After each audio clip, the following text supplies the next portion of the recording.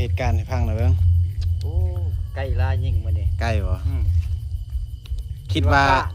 ฟ้านเนาะ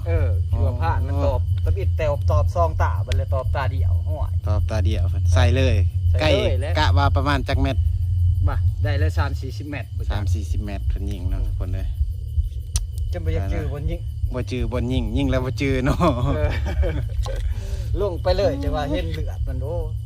คิดว่าพลาดแล้วโอ้เขา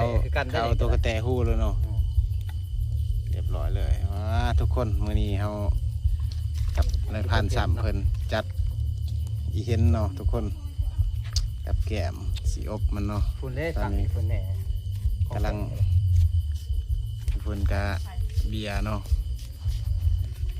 เบียร์มาสีอบมันแล้วก็ซุ่มกันกินทุกคนเลย